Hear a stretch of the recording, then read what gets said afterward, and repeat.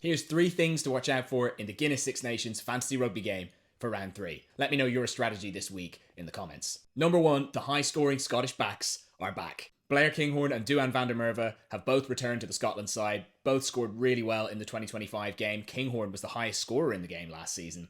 So how are you going to get them into your team? Kyle Steyn has been on brilliant form for Scotland as well so far.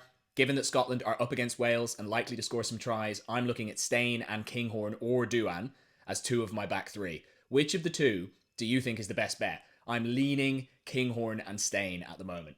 Number 2, look at that French bench. France are trying a new second row from the start against Italy. I mean, it's only Thibaut Flamand and Emmanuel Meafu, but that means that Charles Olivon and Mikel Guillard are 2 really in-form options that you can pick as your super sub. France also have Pito Morvaca as their replacement hooker. He scored very well against Ireland in round 1. So I really fancy one of those French players as my super sub. I'm leaning towards Guillard at the moment, but Olivon has been on brilliant try-scoring form as well, so it's a tough one to call. And number 3, to Pollock or not to Pollock?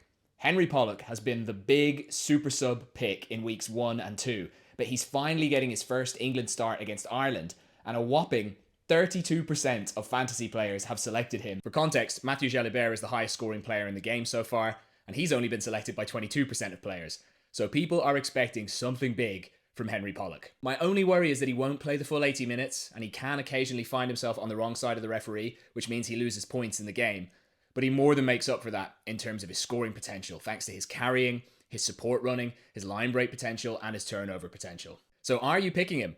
I think I might decide at the very last minute. I'm also very tempted by the option of an Italian back rower, as they're going to get through a mountain of work against France. But Pollock might just be too tempting in the end because of the upside.